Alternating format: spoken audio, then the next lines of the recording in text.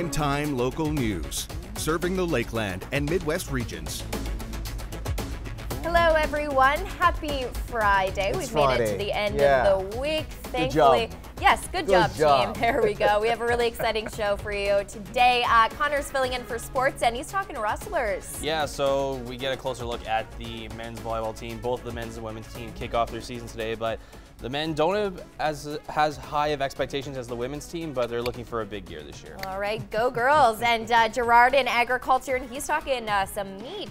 Yeah, meat takes a big bite out of your food budget, but there's a whole conversation. Another one of those surveys talking about just what is the environmental footprint in terms of greenhouse gases for cattle production. So you get it from cattle producers are weighing in on that. All right, very interesting. That's coming up shortly, but first we're going to toss it over to Elise for a look at your local news.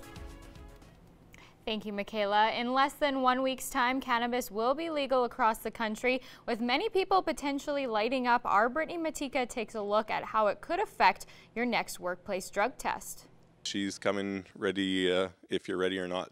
John Winter, president of the Lloydminster Construction Association, says job sites need to get ready for October 17th. And he's hearing mixed things from industry in regards to the legalization of cannabis. There's definitely people that, like I said, their policies are just minor adjustments. They're talking to their employees and all that stuff. And there's people that are totally clueless and lost, and but not getting any direction from the federal government, and kind of got thrown on the plate of provincial governments. There's not a lot of direction for a lot of employers and industry in general.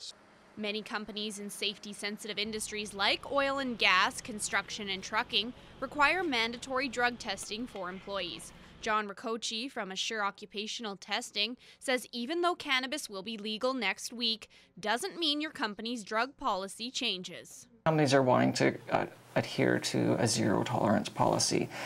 What that means is most companies in safety sensitive are following the Canadian model for providing a safe workplace, which sets cutoff limits for the drugs. Ricochi says although cannabis will be legal for use, employers will still be looking for a clean drug test. If someone tests over the legal limit, you could face discipline, including termination from your job. THC, which is a psychoactive ingredient in marijuana, it's different than any other drug because it stores in your fat cells, which means it hangs around longer. Ricochi says some people may metabolize cannabis quicker than others depending on their body size, how much they've used, and how often. He cautions drug-tested employees to be careful before lighting up. Yeah, there's a lot of people that are kind of crossing their fingers and toes on October 17th that nothing too bad happens, and they'll kind of see what happens and go from there. Brittany Matika, Primetime Local News.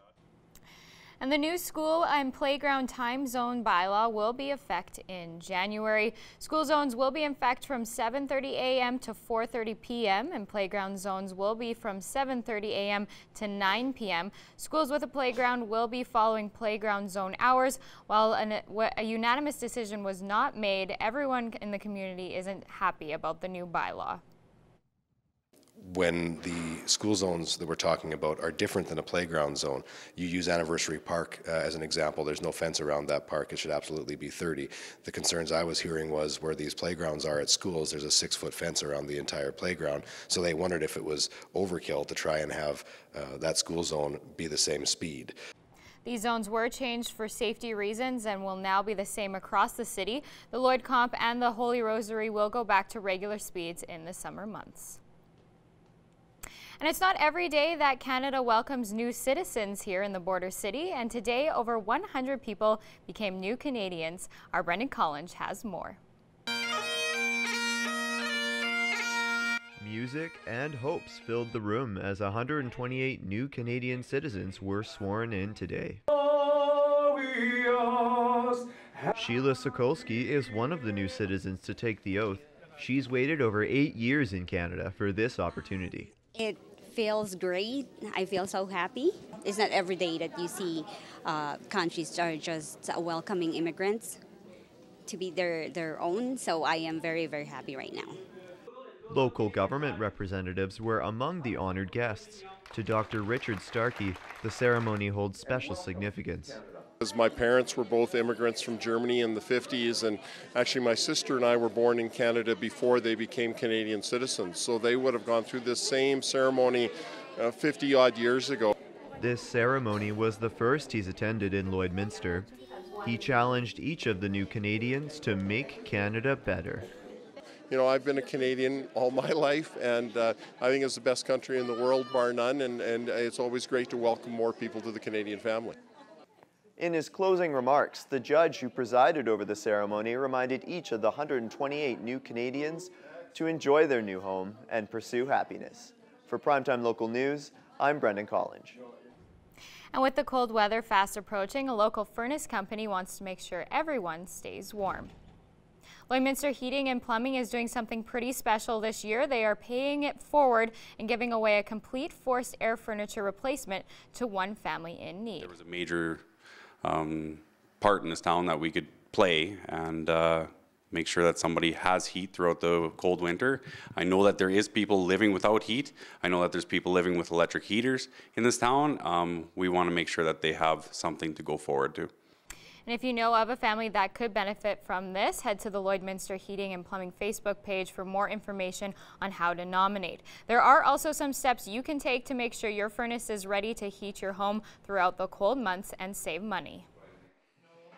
Go downstairs, take a look at your furnace right now, pull your filter out, change your filter no matter what, and change all your batteries and your thermostats. That's the two major calls that we turn around and we get every winter that can save you a $100 service call, and it's in your pocket. And the Red Hat Society took over Rolling Green's Fairways this week for their monthly rendezvous. People thought I was cognitively impaired, that I didn't understand, and suddenly I wasn't a nurse. The Social Club for Women Over 50 gathered in the Golf Courses Event Center. This meeting featured a young speaker for stroke awareness sharing her experiences as a young stroke victim. We have younger people in our families and we're aware of it, and also it helps make our own families aware of what's going on. Like the lady said, women don't look after themselves, they look after their families. The speaker emphasized her unusual case as having none of the typical risk factors for heart disease or stroke, and reminds people that women often care for others over their own well-being.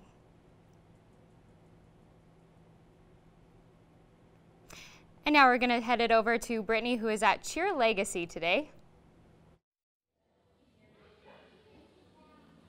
Lesia Rathjay joins me now, and we are at Cheer Legacy, the first cheer gym here in Lloydminster. They've expanded from North Battleford.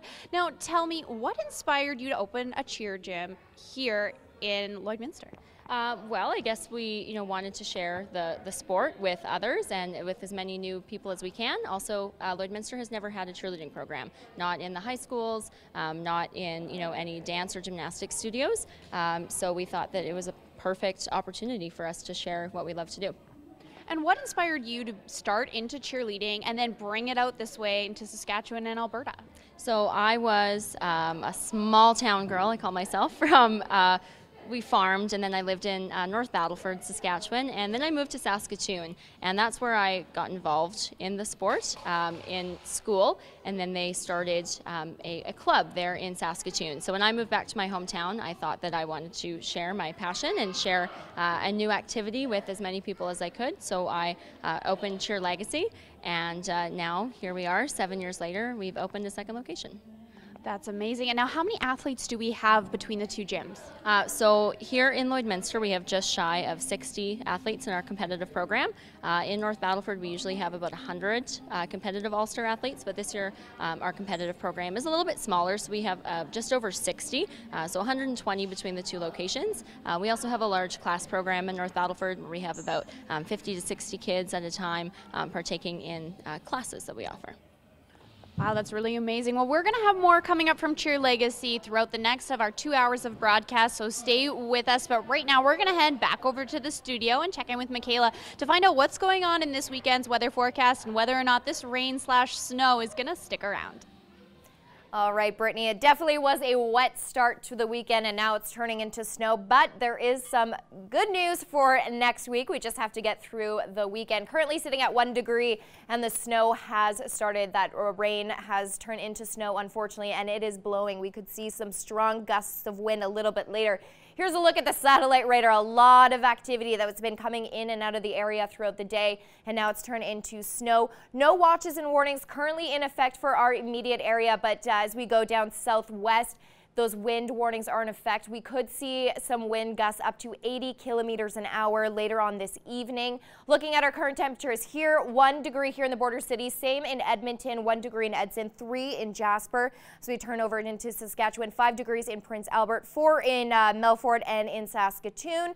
And as we look to our numbers across the region, North Battleford currently a rain-snow mix like we saw here today, 1 degree. Overnight, that's going to turn into some snow, -5 for the low. Going to feel more like -10. Tomorrow, 0 degrees as the high, and that cloud cover is going to continue.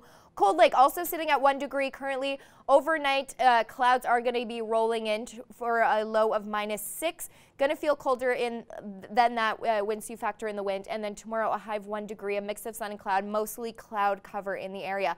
Woodminster currently snow and 1 degree, overnight dropping to -8. Around the 6 o'clock mark tonight, we are going to feel more like -10, and it's going to feel quite chilly overnight. Tomorrow, 0 degrees and chilly, -2 and -8 tomorrow. Sunday, 3 degrees, -10 for the low, and then Monday, 6 degrees and then 0 for the low. Like I said, those gusts of wind are going to reach 50 kilometers an hour, some gusts up to 80, so it is going to be quite windy, so do take that into effect. But there is some good news for next week, and I'll have those details for you coming up soon.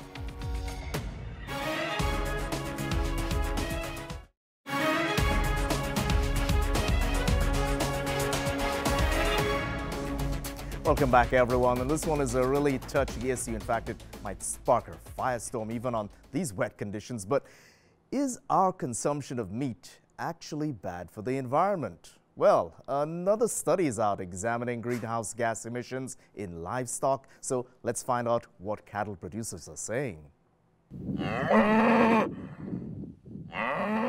Researchers led by Oxford's Dr. Marco Springman are saying that a meat diet is hurting the environment.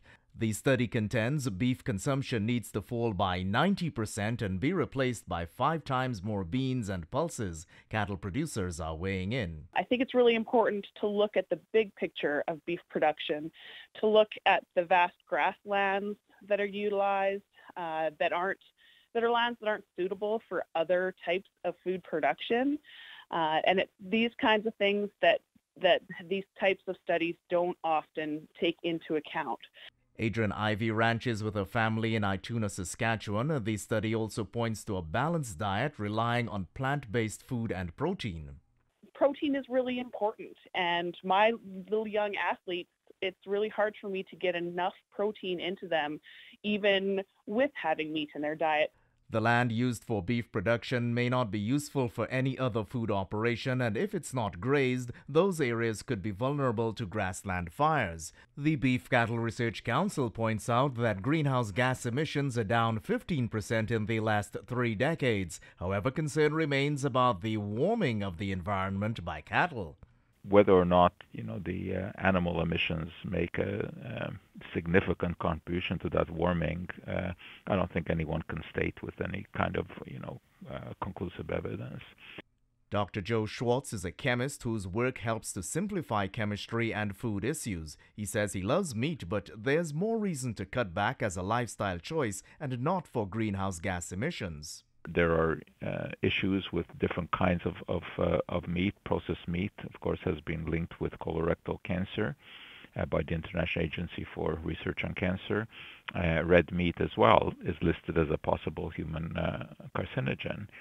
And then, of course, there is the impact of growing all the crops that are needed to feed animals. Schwartz questions meat processing and points to studies that speak of the benefits of a plant-based diet. He's not ruling out eating meat, and it all comes back to a balanced diet. A question on curbing some of the excessive intake that we're seeing here in North America.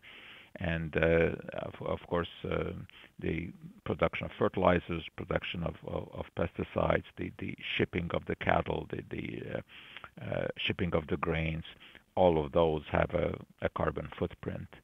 Cattle rancher Adrian Ivy says vegetables are really important, but there's no better source than meat to get energy levels that her kids demand.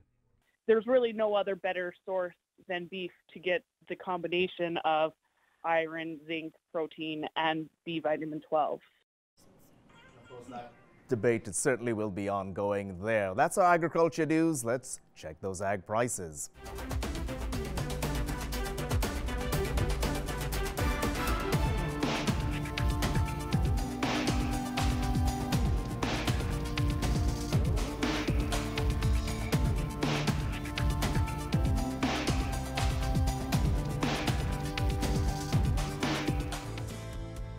City Center Auto Body is proud to offer the paintless dent removal system. This works by going behind the panel, working out small dents. Lloydminster's trusted auto body shop for over 35 years.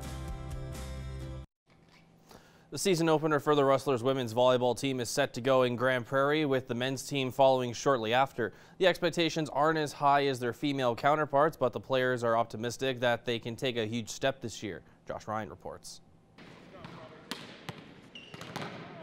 Building the men's volleyball program at Lakeland has been difficult, with key injuries and unexpected departures curbing progress. Sporting a largely veteran group this season, the culture shift Taylor Dyer has been working towards is finally on a forward track. Excited to have that group back because they've bought into what we're trying to do. They're 100% creating the culture that we want, and I'm excited to see what they can do on the floor as well as off the floor. It's nice to have a bit more of a vet presence than last year, and that's been really noticeable in the first month. We've been able to instill a lot of the things that we learnt last year into this year's group. Most of the team's core players are in their third season, which means this is the first team in years to have some continuity. The first game in my time here where we'll potentially have a starting lineup without any rookies, and so I'm really excited for how that's going to feel on court. The Rustlers opened the campaign on the road, which could be an early indicator how the group will respond to pressure. They added a couple pieces, which is going to help them a lot, so we got to go in there and be at our best right off the hop. Setter Jose Arellano's performance will factor heavily into their success after he missed half a month due to passport issues. Jose's running a really good offense at the moment. If our service receive can be there, which it should, then we're going to be a real threat. And against Grand Prairie, aggressive serving and minimizing errors will decide the weekend result. Consistency across the board, so not making errors, allow Grand Prairie to make some errors there. They got some young players at some pretty important positions, so again, putting pressure on them from our baseline I think is going to be really important.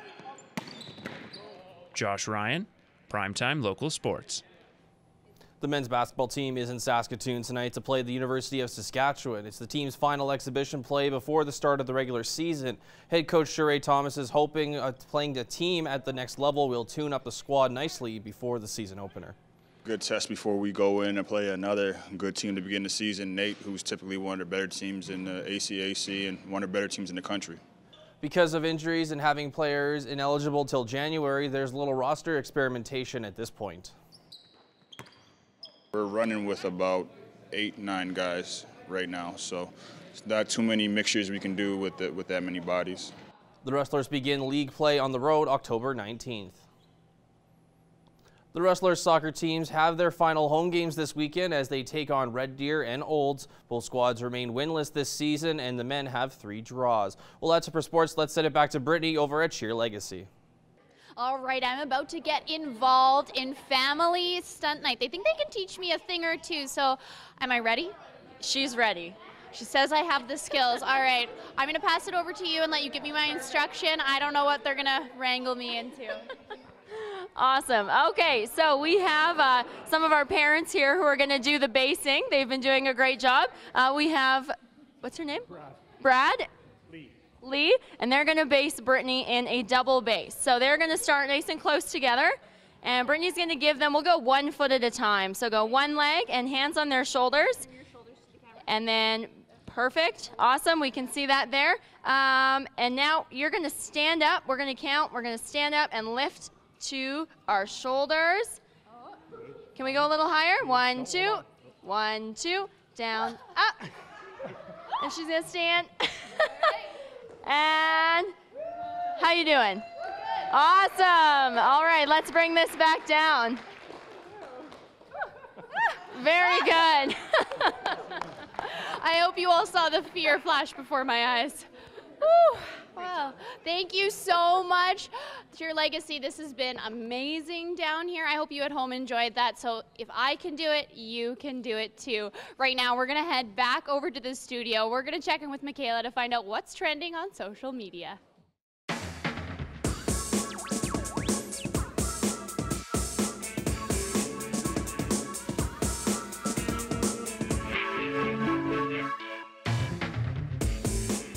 I was hoping we were going to see a backflip from Brittany or something. Well, we saw the fair flash before her, so I don't think she didn't look still alive. Yeah, no, I wanted to see a triple back tuck into right to a stick at the landing. She's working up to that then. Yeah, okay, so next week we'll see her do that. Well, today's question of the day is all about how much time do you spend on your phone. If you've updated your iPhone recently, it now tells you just how much time. We've all checked our numbers. Yeah.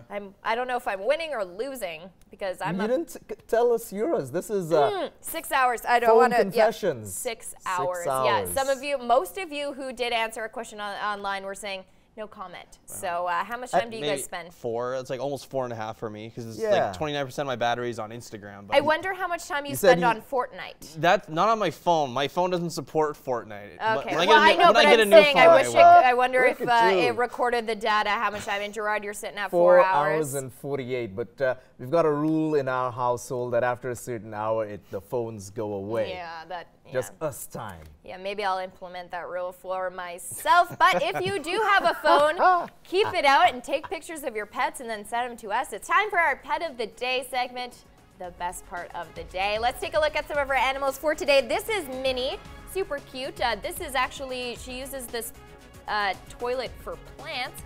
But Minnie likes to sit in it, and this was sent to us by Jenny. Super adorable there. And then next we have Bandit. Look at Bandit and her crazy ears, really cute. I think they got caught in the wind. That was sent to us by Karen. And then next we have Oren. This is an adorable. This looks like a professional shot. That's super adorable. That was sent to us by Brittany on Facebook. And then we have Twinkle. Twinkle with the underbite, super cute. That was sent to us by Amy. And then last but certainly not least, we have Pancakes, who is getting ready for Halloween. I think he's going to be a bumblebee. Pancakes for the win. Yeah, Pancakes for the win. That was sent to us by Heather. At the end of tonight's show, we will be announcing this week's winner for our Pet Pad giveaway. And if you do have a pet, or if you take a photo of a pet on the street or something, send it to us here on Primetime Local News. And if you are chosen to be selected for our Pet of the Day segment, your name will then be entered for a draw. Every week, we give away a gift card to Pet Pad, so keep those photos coming. We want to see your pet. Send photos of your pet and their name to our Facebook, Twitter, or Instagram to have them featured on Pet of the Day. Your name will be entered into a weekly draw for a gift certificate from the Pet Pad.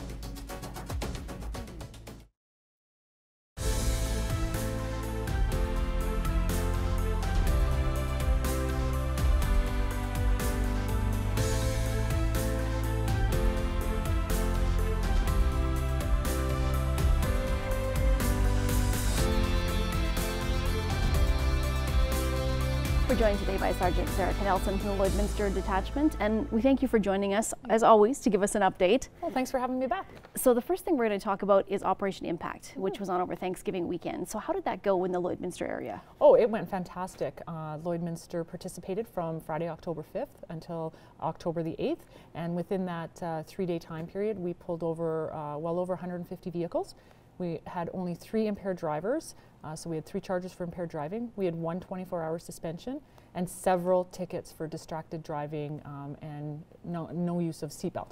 So to us, that's a success. I think three impaired drivers over a Thanksgiving weekend is minimal. I would like to see that number at 0. However, we're trying to educate the public, and operations like this help us to educate the public as to designated drivers and what to be aware of when they're out and about having a good time over a long weekend. You can expect to see more of these, more check stops coming, especially with the Christmas season upon us. Well, and just because you have a targeted focus for one weekend doesn't mean that you guys lay off for the rest of the time, right? So even though you had that focus, it's a good reminder, I guess, for people going forward to keep up the thought process in regards to distracted driving and impaired. And as you said, with Christmas parties starting soon, it is something to have in the back of their mind.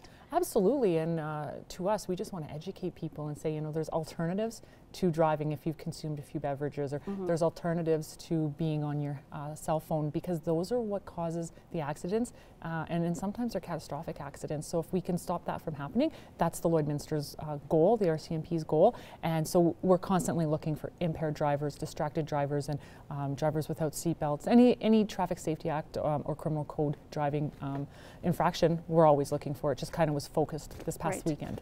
Now, one thing, unfortunately, over the past weekend as well, there was some incidents involving some tainted drugs, and we do have some stats in regards to that. And do you want to just go over what happened on the weekend and what you're looking to do to educate people going forward? Yes, the Lloydminster RCMP would like to educate the public due to the fact that there are illicit street drugs within our community, and over the long weekends, unfortunately, we believe that one death was as a result of a person consuming maybe tainted illicit street drugs that were laced with fentanyl.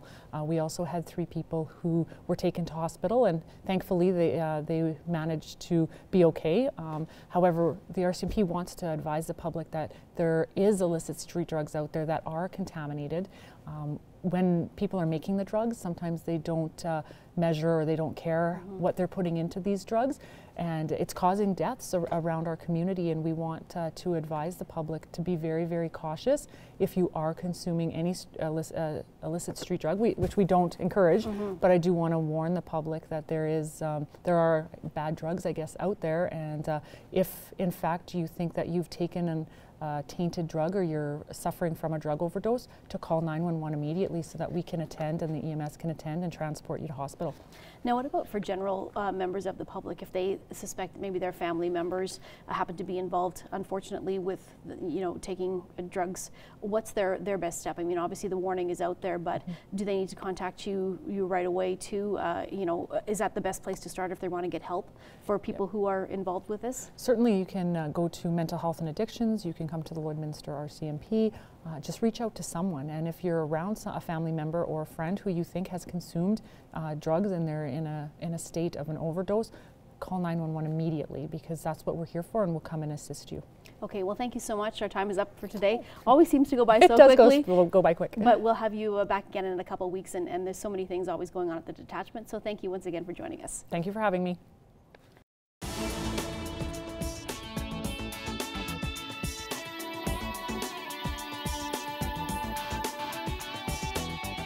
Hey, what's going on? It's Pete Jackson from Boom 95.3, and here's what's happening in Cold Lake, and actually going on later on this evening over at the Energy Center in Cold Lake in the Reed Fieldhouse. It is the Foul Life Social, and this one, the money's raised at this one is going to help out the Lakeland Sportsman Foundation, and they've got a really cool event set up. $20 tickets for this one, and you get so much out of the night. That covers your barbecue dinner.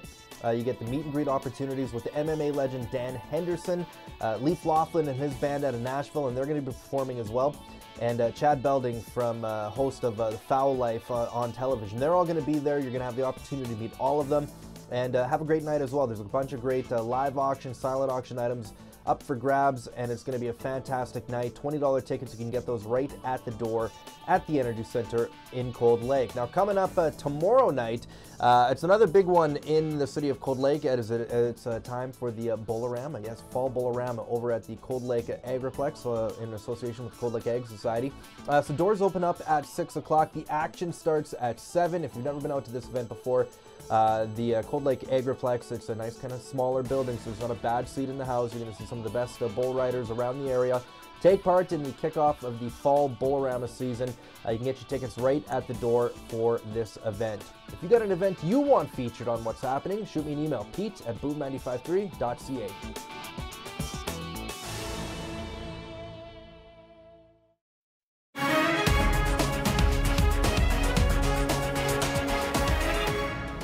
Welcome back in studio. I have with me John of the SPCA, but you're not in that particular role today, are you? Right. Nope, not today. Okay, so why don't we start basically with what you are doing for the month of October. John, you're a crazy person. You're trying to scare yourself to death every night before you go to bed, basically. Well, I don't know necessarily scaring myself, but I am a huge cinemaphile. So I love classic cinema, all types of cinema, but I'm also a huge fan of horror. and the horror genre. So I decided to challenge myself to do 31 days of horror movies and select 32, because I'll do 2 on Halloween night, but try and do from the genre from the early days to current horror, and just sort of experience them. Most of them I've seen before, but it was just a great opportunity for me. I just thought to sit myself down and get in that Halloween spirit. Okay, now, speaking as someone who's not really into horror movies, not that I don't like any horror movies, but I don't deal with being scared easily. Why do this to yourself? What is it about horror that's so attractive to you? You know, it's funny, I was very much the same growing up. I was terrified of movies like Friday the 13th, Nightmare on Elm Street. All of those things absolutely terrified me. So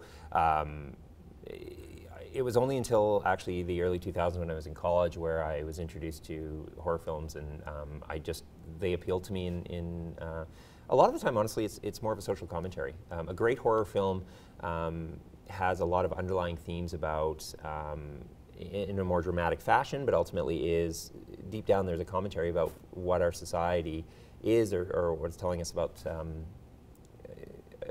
at that time of what was sort of socially conscious, and some of the films we'll discuss will certainly talk a little bit about some of those social impacts, for sure. And we're going to actually just go right to that. So the very first film on this list, I think, touches on what we were just speaking of. Yeah, I mean, the first film, the earliest one that I have is, of course, 1931, Frankenstein, which is based on Mary Shelley's novel.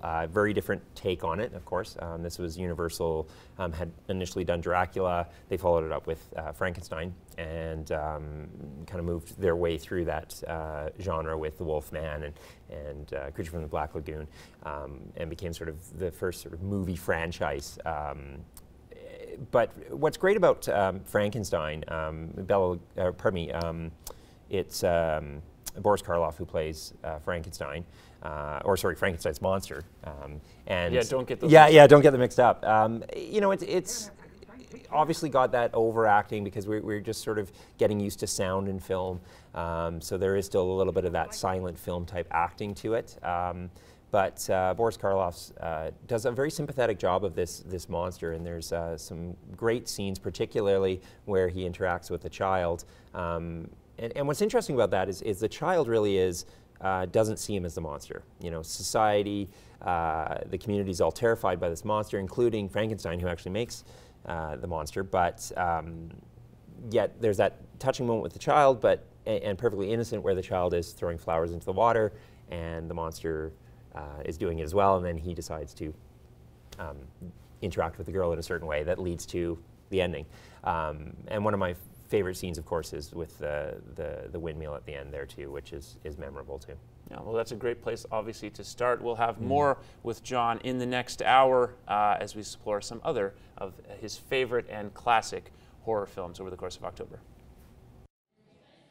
The gym mat behind me is empty right now, but Family Stunt Night is going to be getting underway at 6 p.m. tonight. They're inviting families to come down and try out some stunting and tumbling, whether it be your first time or you're a more experienced tumbler or stunter. They've got a wide variety of programs going on here for both competitive and recreational athletes, so you're invited to come down and check it out. But right now we're going to head back over to the studio. We're going to be checking in with Michaela Henschel to find out if some of this snow is going to stick around all weekend, or if maybe we're going to get a little bit of a ray of sunshine. Furniture set and design supplied by Furniture Gallery and Furniture House, downtown Lloydminster. Back in studio with John Punchin of the SPCA, but our resident horror movie expert, and going through 31 or 32 films? Remind me again. 31, but ideally we'll try and sneak in 2 on Halloween night. Right. Yeah. So we already covered Frankenstein, 1931. Yep. We'll go next. We have The Uninvited, and that's 1930 or 1940? 1943. Okay. And that's actually based on a book by Dorothy McCardle. That one is more of your traditional ghost story type haunted house. The first one in the horror genre to take a more serious look at things, as opposed to sort of this joking haunted house with sort of a almost comedic style storytelling. Ray Milland is in it, who later won an Oscar for Lost Weekend, and a great kind of humorous performance. So there's some humor in there and some generally very creepy moments as well, but definitely one of my favorites. Yeah, next on his list is an all-time classic, not just for horror, but for film in general, Alfred Hitchcock's Psycho 1960. Here we have a quiet little motel. I don't want to give spoilers away, even though the spoiler is a classic one, but it really broke a lot of movie tropes. Yes, absolutely. And the great thing with Alfred Hitchcock, you know, he's a master of the suspense for a reason. There's so many great shots to that movie, particularly the shower scene. How it's shot is a very intense piece of cinema, but it's shot in a way that there's she's in a shower, but there's no gratuitous violence, there's no nudity, but it's shot in such a way that it frightens you. So much so that the actress, Janet Leigh, later in life would never take a shower again. She always just took a bath after that because it stuck with her. And yeah, definitely has a very memorable ending that still is shocking today. Yeah, and definitely an interesting behind-the-scenes story if you want to look up any more information on Psycho. That in itself is some entertainment. Now we're going to jump ahead to another lesser-known film, Carnival of Souls. Yes, this is actually Herrick Harvey is the director, and he only made one film. This movie is really interesting. It's a ghost story. It's a very art house feel to it. There's some moments where there's no soundtrack, no audio for long periods of time, and there's just a generally very creepy feel about it. It's one that's worth checking out. It's not one that you're going to see or find very easily, but definitely some memorable scenes in that one too.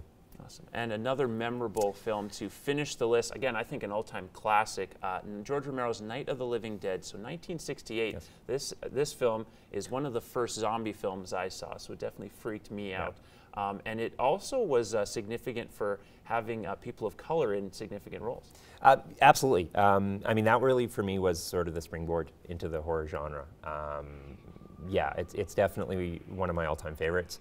And you're right, the piece with regards to the social commentary is very prevalent there, with a man of color being the last character in the movie, and really is the main character, the voice, and really the leader of the group, which at that time was relatively unheard of. It wasn't seen.